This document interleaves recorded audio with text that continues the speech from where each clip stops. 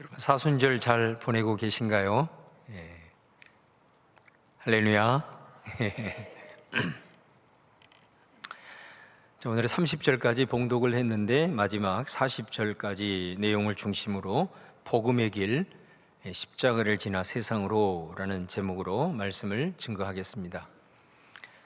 오늘 본문은 아주 매우 긴박한 그런 장면입니다. 지난 시간에 말씀드린 대로 바울이 예루살렘 교회와 또 저희가 개척한 많은 이방인 교회의 화해를 위해서 자신의 모든 것을 다 내려놓았습니다. 그리고 그 예루살렘 교회와 성도들의 그 오해를 풀기 위해서 율법의 규례를 지키기로 하고 성전에 올라갑니다. 그런데 성전에 올라간 바울을 보자마자 몇 사람이 소리를 지르면서 선동합니다. 이 사람이 율법을 거스르고 성전을 더럽혔다, 이렇게 외치자 순식간에 그 성전의 뜰은 폭동의 현장으로 바뀌게 됩니다. 사람들이 바울을 붙잡아서 성전 밖으로 끌어내고 때리기 시작합니다. 31절 말씀에 보면은 사람들은 그를 죽이려고 했습니다. 군대가 긴급하게 출동하지 않았다면 바울은 아마 그곳에서 목숨을 잃었을지도 모릅니다. 35절에 보면 얼마나 바울이 맞았는지 군사들에게 들려서 계단으로 올라갔고 군중은 따라오면서 계속해서 없애라고 소리를 질러댔습니다. 사실 여러분, 우리가 이 말씀을 글로 이렇게 읽지만은 당시 상황은 정말 살기가 가득한 그런 현장이었습니다. 우리가 이 바울의 체포되는 이 과정을 읽다 보면 어디선가 본 것 같은 그런 익숙함이 느껴집니다. 바로 예수님의 순환 이야기입니다. 예수님도 예루살렘에 올라가셔서 그곳에서 체포되시고 또 종교자들이 군중들을 선동하고 로마 군인들은 예수님을 죽일 만큼 때리고 사람들은 계속해서 십자가에 못 박으라고 그렇게 외쳤습니다. 이게 놀랍게도 사도행전에 오늘 바울의 이 체포 사건을 보면은 예수님의 순환 이야기가 너무나도 비슷하다라는 것입니다. 왜 이 본문이 예수님의 순환 사건과 이렇게 비슷하게 기록했을까? 거기에는 분명한 어떤 의도가 있을 것입니다. 바로 그것은 복음의 길이 어떤 길인지 우리에게 보여주기 위함입니다. 여러분, 복음의 길은 결코 쉽고 편안한 길만이 아닙니다. 예수님이 걸어가신 길, 또 바울이 걸어간 길, 그리고 교회와 성도들이 걸어가는 그 길도 마찬가지였습니다. 오늘 본문 바울의 체포 사건과 예수님의 순환 사건을 함께 바라보면서 복음의 길이 어떤 길인지 한 세 가지 관점에서 살펴보려고 합니다. 첫 번째는 복음은 기존 질서에 저항을 받는다라는 것입니다. 복음이 세상에 들어올 때 언제나 나타나는 현상 하나가 뭐였냐면 저항을 받았다는 것입니다. 그것은 복음은 단순한 어떤 새로운 가르침이 아니라 하나님의 나라, 하나님의 주권이라고 하는 새로운 질서였기 때문에 그렇습니다. 여러분, 새로운 질서가 들어오면 기존의 질서와 항상 충돌을 일으킨 것처럼 예수님의 하나님의 나라 사역도 마찬가지였다라는 것입니다. 예수님이 어떤 저항을 받았는가, 특별히 여러 가지 중에서 두 가지를 좀 민감하게 살펴보면 그 첫 번째가 성전과 관련된 겁니다. 예수님께서 성전에 들어가셔서 그 성전을 막 둘러 엎으신 그런 사건이 있었습니다. 장사하는 사람들 내쫓으시고 막 채찍으로 휘두르는, 정말 예수님이 막 분노하는 그런 사건이 있었는데, 이거는 단순히 예수님이 그냥 화가 난 그런 단순한 분노 사건이 아니었다는 거죠.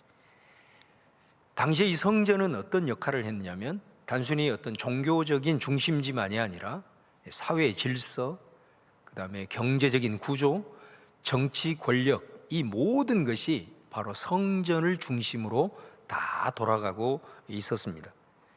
그래서 예수님의 성전 정화 이 사건, 예수님이 하신 이 행동은 더 이상 성전의 기능과 하나님이 말씀하신 그 역할을 수행하지 못하고 세속화되어 버린 바로 그 성전을 사실은 뒤집어 엎는 그런 행동이었다고 볼 수 있습니다. 그래서 예수님이 이런 말씀을 하시죠. 너희가 이 성전을 헐어라. 내가 3일 만에 일으키겠다. 그렇게 말씀합니다. 사실 예수님이 여기서 말씀하신 성전은 이 물리적인 성전을 말하는 게 아니고 자기 육체를 가리킨 거예요. 그래서 내가 십자가에 죽고 그리고 3일 만에 다시 살아난다라는 메시지를 통해서 예수님은 이제 하나님의 제 역할을 감당하지 못하는 이 성전이 아니라 이제는 내가 그 성전을 대체한다라는 그 선언을 이 말씀을 통해서 하신 거예요. 그런데 종교 지도자들은 이 예수님의 말을 문자적으로 받아들이게 되면서 예수님을 고발할 때 뭐라고 얘기하냐면 이 사람이 성전을 허물겠다고 했다, 이렇게 고발을 한 것을 보게 됩니다.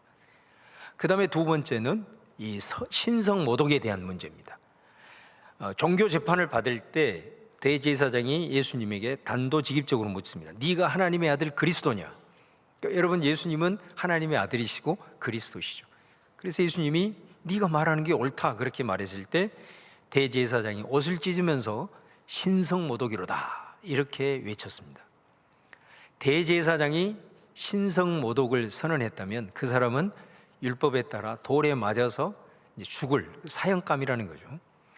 근데 당시 유대 사회는 로마의 식민지 사회였기 때문에 로마의 이 유대의 법으로는 사람을 죽일 수가 없습니다. 로마의 법을 따라서 처형시킬 수가 있는 거죠. 그래서 종교 지도자들은 자기네들 종교 재판을 통해서 예수님을 죽이기로 결의를 하고 죽일 권한이 없기 때문에 어떻게 하느냐? 고발 내용을 바꾸는 겁니다. 이 사람이 자기를 왕이라고 했다. 가이사는 한 사람인데 이 사람이 왕이라고 했다. 정치적인 반역자로 고발 내용을 바꾼 겁니다. 그래서 결국은 예수님은 그로 인해서 십자가 처형이 되었습니다. 여러분, 사도행전 21장 오늘 본문에 바울에게도 일어난 사건을 보면 너무나도 비슷합니다. 오늘 말씀에 보면 바울이 성전에 올라갔을 때 이 절기가 지금 오순절 절기거든요. 오순절이 되면은 전 세계에 흩어져 있는 이스라엘 백성들이 예루살렘 성전으로 모이잖아요. 근데 바울이 아시아, 특별히 그 에베소에서 좀 긴 시간 동안 선교 사역을 할 때 그곳에서 유대인들과 상당한 마찰이 있었습니다. 그리고 유대인들로부터 죽임 당할 수밖에 없는 그런 어려움을 겪었죠. 거기에서 온 사람들이 이 성전에서 바울을 딱 보게 된 겁니다. 그러면서 28절에 이스라엘 사람들아 도우라. 이 사람은 각처에서 모든 사람을 가르쳐서 우리의 백성과 율법과 이곳을 비방한 사람이다. 그리고 헬라인을 성전에 데리고 들어와서 이 거룩한 것을 더럽혔다. 이렇게 말을 하는 겁니다. 여기서도 두 가지 문제죠. 율법과 성전의 문제입니다. 유대인들은 바울이 성전을 더럽혔다고 주장을 해요. 그런데 사실은 29절 말씀에 보면 이 사람들이 바울이 그렇게 했을 것이라고 추측을 해서 사실을 왜곡한 것임을 우리는 알게 됩니다. 바울은 당시 성전에서 율법에 규정된 이 정결 예식을 행하고 있었는데 그런데도 사람들은 그를 율법을 거스르는 자로, 성전을 더럽히는 자로 그렇게 몰아갔던 것입니다.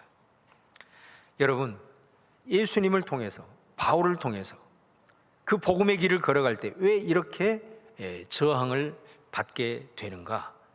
그 이유는 복음은 기존의 질서를 뒤흔들기 때문에 그런다. 예수님이 선포하신 이 하나님의 나라의 질서는 기존의 성전으로는 절대로 감당을 못합니다. 바울이 선포한 예수 그리스도의 복음은 율법으로는 더 이상 감당할 수가 없습니다. 그래서 예수님이 전한 복음, 바울이 전한 복음, 이것이 들어가는 곳마다 강력한 저항을 받았어요. 특별히 유대인들에게는 더더욱 그랬습니다. 그러므로 여러분, 복음이 세상으로 들어갈 때 저항을 받는 것이 절대로 이상한 일이 아닙니다. 예수님도 그랬고 바울도 그랬고, 저와 여러분이 예수님을 믿고 그 예수님을 따르는 그 복음의 여정은 때로는 순풍이 불기도 하지만은 때로는 강력한 역풍에 부딪히기도 합니다. 그러나 복음은 그 역풍 속에서도 거슬러 뚫고 나아가는 것이 복음의 능력인 줄로 믿습니다. 여러분, 복음이 세상으로 들어가면 이렇게 저항을 만난다고 했는데, 자, 그렇다면 이 복음이 이렇게 강력하게 저항을 받을 때 우리는 어떻게 대응해야 하는가? 두 가지 방식으로 대응을 합니다. 첫 번째는 이 복음 때문에 저항이 오고 이 복음으로 인해서 내가 압박을 받으면 첫 번째 대응 방식이 도망가거나 숨습니다.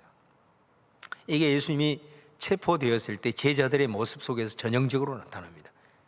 성경에 보면 예수님이 체포될 때 제자들이 예수님을 다 버리고 도망갔다 그래요. 베드로는 뭐라고 말합니까? 이 사람들이 다 주님을 버려도 나는 절대로 주님을 버리지 않을 겁니다 라고 했지만, 그 베드로도 예수님을 3번이나 부인하고 3번째는 예수님을 저주하기까지 했다 그럽니다.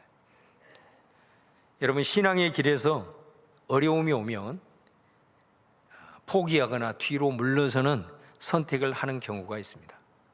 교회가 시작될 때부터 지금 이 순간까지의 교회 역사를 보면 계속해서 이런 일들이 반복이 되기도 합니다.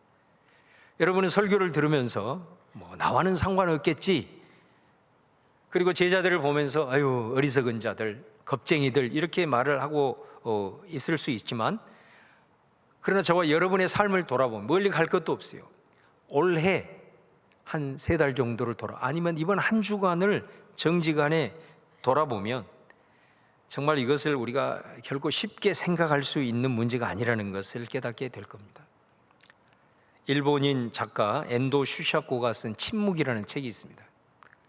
영화로도 제작이 되어 있는데 영화 제목이 사일런스라는 영어 제목을 그대로 썼는데, 여러분 이 사일런스 영화는 사순절 때 추천 1순위 영화입니다. 한번 기회가 되시면 꼭 볼 수 있기를 바랍니다. 이 영화를 보시면 바로 이 부분에 대한 깊은 울림을 줍니다. 우리가 복음을 알고 그 복음의 여정을 걸어갔을 때, 그것이 세상에서 강력한 저항을 맞닥뜨렸을 때 거기에서 사람들은 어떻게 반응하는지, 정말로 도망가거나 숨고 뒷걸음질 치는 그 상황을 보여주면서 이것이 말처럼 나는 그렇게 되지 않을 거야 라고 하는 문제가 쉽게 결정할 수 있는 아니라는 것을 우리에게 적나라하게 보여주는 그런 영화입니다. 한번 꼭 볼 수 있기를 바라고요. 그 다음에 두 번째는 사람들은 힘으로, 폭력으로 대응을 합니다. 성경에서도 보면 예수님이 겟세마네 동산에서 붙잡힐 때 베드로가 그 옆에 있는 사람의 칼을 꺼내서 대제사장 종의 귀를 내리칩니다. 그때 예수님이 베드로야 칼을 거둬라, 칼로 일어난 자는 칼로 망한다 라는 유명한 말씀을 예수님이 하셨습니다. 교회 역사에도 이런 일이 많이 반복이 되었습니다. 가장 대표적인 것이 중세시대 십자군 전쟁이라는 걸 여러분들이 잘 아실 겁니다. 사실 십자군 전쟁의 명분은 빼앗긴 성지인 예루살렘을 다시 되찾는 것이었습니다. 그래서 군대를 동원해서 이제 출정을 하게 된 거예요. 얼마나 많은 사람이 죽었는지 모릅니다. 전쟁이 쉽게 끝날 줄 알았는데 장기화되면서 복음의 정신이 크게 훼손이 됩니다. 그리고 그 전쟁으로 인해서 그들에게 들어오는 이익들이 눈에 보이면서 인간의 그 추악한 탐욕 때문에 완전히 힘의 논리를 그 앞에 굴복을 하게 되고, 나중에는 자기네들끼리 싸우게 돼요. 출정한 군인들, 그 부대들 사이에 전쟁을 하는 이런 비참한 일들이 일어났습니다. 무엇보다도 이 사건으로 인해서 이슬람은 더욱더 뭉치게 되었고 기독교와는 돌이킬 수 없는 적대감을 키우게 되는 너무나도 안타까운 그런 사건이었습니다. 복음을 지키겠다고 하면서 세상의 방식으로 싸우는 것은 결코 복음의 길이 아니라는 것을 보여주는 역사적인 교훈입니다. 영성가인 헨리 나우엔이 예수의 이름으로 라는 책에서 이런 표현을 합니다. 기독교 역사에서 가장 큰 비극은 교회가 힘의 논리에 무릎 꿇었다는 것이고 그 비극은 지금도 계속되고 있다라고 했습니다. 여러분, 힘의 논리가 지배하는 이 세상을 우리는 부인할 필요는 없습니다. 왜냐하면 세상은 힘의 논리로 돌아가는 것처럼 보이고 또 그렇게 돌아가는 것처럼 그렇게 우리가 느끼고 있기 때문입니다. 그래서 우리가 살다 보면은, 세상의 직면에 살다 보면 때로는 힘을 키울 때가 있고 또 실력 행사를 할 때도 있습니다. 그런데 여러분, 우리가 멀리 볼 필요가 있다는 거예요. 역사적 교훈을 통해서 멀리 볼 필요가 있다는 거예요. 끊임없이 힘을 키우고 힘의 논리대로 가고 그 힘을 위해서 경쟁했을 때 이 세상이 좋은 세상, 살맛나는 세상이 되었느냐 하는 겁니다. 당장은 그것이 정답 같지만 결국 인간 사회를 동물의 왕국으로 만들어가는 길임을 절대로 잊어서는 안 됩니다. 그래서 우리 그리스도인들은 내 삶에서 또 이 사회 속에서 이 민족 가운데 이 세상에 있던 흐름에 따라, 이런 논리를 따라서 아무 생각 없이 그냥 가속 페달을 밟은 그런 모습으로 달려가는 것이 아니라 때로는 영적인 브레이크를 밟을 필요가 있는 거예요. 그래서 적어도 이 사순절 기간들을 통해서 예수님을 진지하게 바라보고 예수님은 어떤 길을 가셨는지 그 십자가를 깊이 묵상하는 그런 모습이 우리에게 꼭 필요하다는 겁니다. 여러분, 예수님은 다른 길을 선택했기 때문입니다. 하나님의 나라의 복음이 저항받을 때, 그것 때문에 핍박을 받을 때 포기하거나 예수님은 도망가지 않았고 또 힘으로 폭력으로 맞대응하지 않았습니다. 예수님은 십자가의 길을 선택했습니다. 십자가의 길을 걸어가는 그 과정을 보십시오. 예수님은 그 길이 세상의 죄를 없애고 생명 구원의 길을 이루는 하나님의 뜻이었기 때문에 그 십자가의 길을 걸어가는 과정, 얼마나 많은 모욕을 당했습니까? 베드로가 그 칼을 쓸 때에 예수님이 뭐라고 얘기합니까? 베드로야, 내가 지금 명령 한마디만 내리면 하늘에 있는 12군단의 영의 세계를 내려와서 얘네들 싹쓸이 할 수 있어. 그러나 나는 그 길을 걸어가지 않을란다. 그렇게 말씀하시죠. 거짓 고발을 당하고 군중의 선동 속에서도 묵묵히 재판을 받으셨습니다. 희생하신 거예요. 자기가 직접 손해를 보신 거예요. 그리고 십자가를 졌습니다. 제자들의 배신의 모습을 목격하면서도 뿔뿔이 도망가는 모습을 보면서 끝까지 십자가의 길을 걸어갔어요. 사도행전 21장에 바울의 모습을 보세요. 똑같은 선택의 순간에 바울도 직면해 있어요. 사람들이 바울에게 말하는 거예요. 바울이여, 예루살렘에 가지 마세요. 그곳에 가면 당신은 결박을 받고 환난이 당신을 기다리고 있습니다. 그때 바울이 뭐라고 얘기해요? 나는 주 예수의 이름으로 결박당할 뿐 아니라 죽을 것도 각오했다. 이게 바울이 예루살렘에 올라가자마자 무슨 일이 일어났습니까? 유대인들이 그를 선동하고 군중들이 그를 붙잡고 성전 밖으로 끌고 가서 폭행했습니다.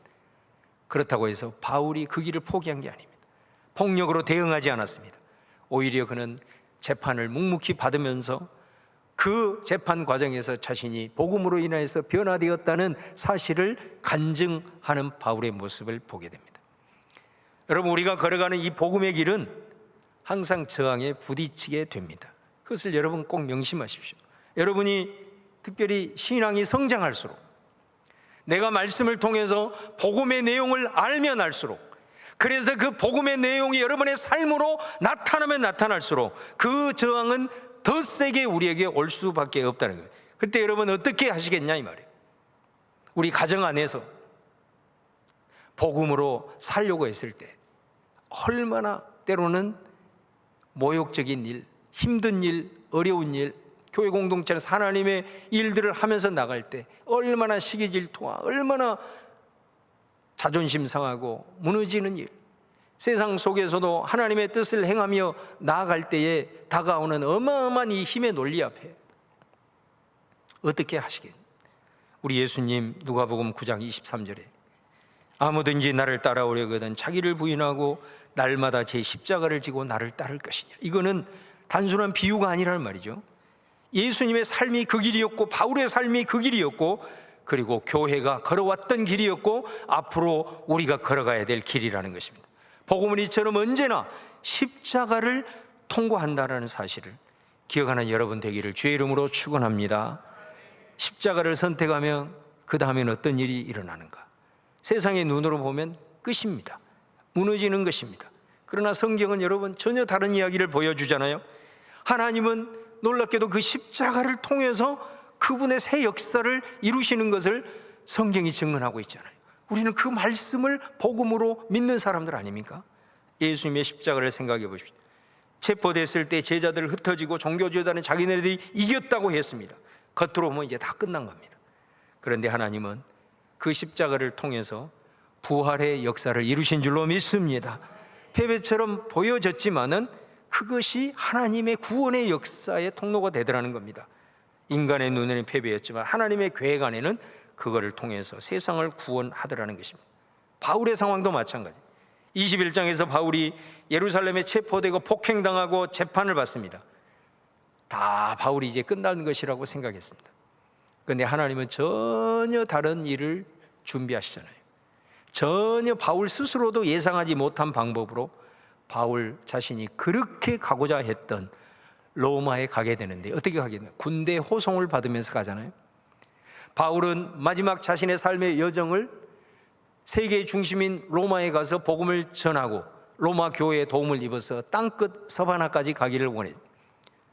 그런데 바울이 선교의 여행을 통해서 로마에 들어간 것이 아니고 죄수의 신분으로 군대들의 호송을 받으면서 로마에 입성하는, 우리의 생각과 상상을 초월하는, 그가 자신의 생명을 걸고라도 예루살렘과 이방인 교회의 화해를 위한 그 복음의 본질을 붙들기 위해서 걸어갔을 때 거기에서 다 끝난 줄 알았는데 이런 놀라운 하나님의 방법으로 로마에 들어가게 하셨습니다.